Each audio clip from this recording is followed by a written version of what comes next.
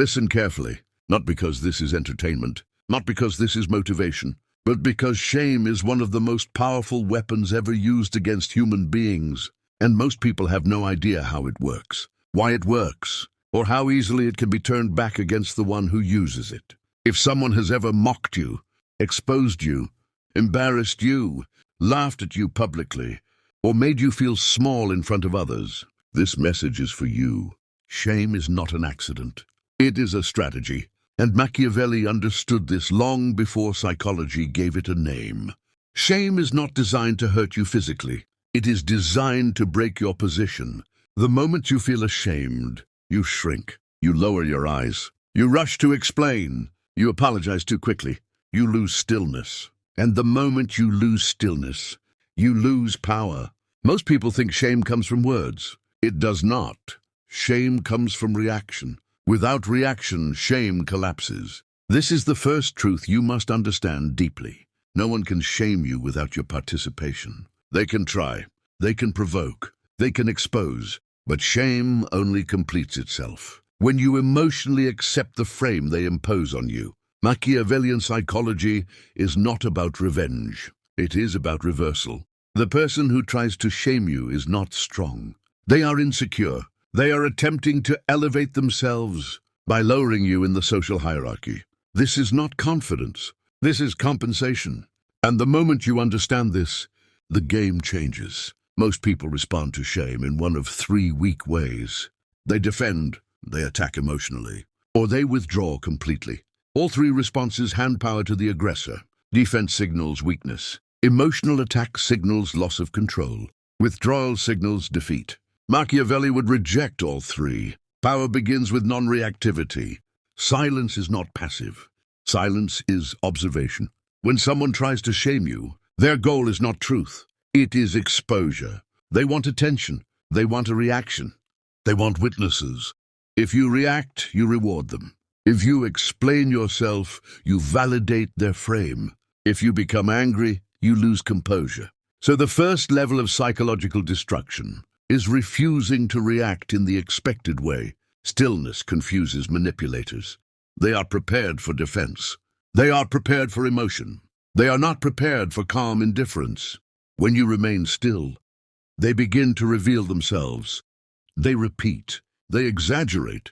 They escalate. And escalation exposes intent. This is where Machiavellian patience becomes lethal. You do not interrupt. You do not justify. You let them speak. Because the more a person tries to shame you, the more they reveal their insecurity, their obsession, their lack of self-control.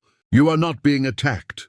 They are leaking. Public shaming only works when the audience believes the attacker is composed and the target is unstable. Reverse that, and the attacker collapses. Your calm becomes contrast. Your silence becomes gravity. People begin to feel uncomfortable for them, not for you. This is psychological inversion. The second level is frame control. Shame works by placing you in a lower frame. They define the situation. They define what is normal.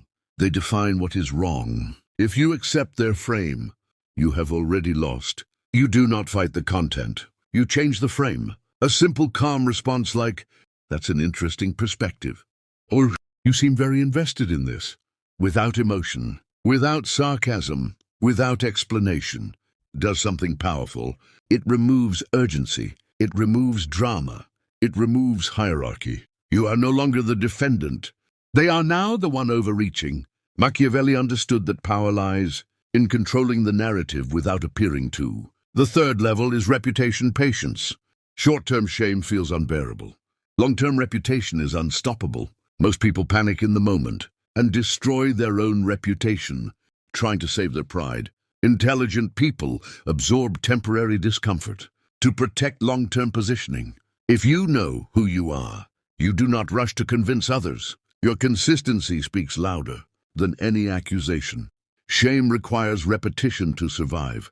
Truth does not. When you do not reinforce the attack, it fades. When you remain consistent, people begin to doubt the attacker.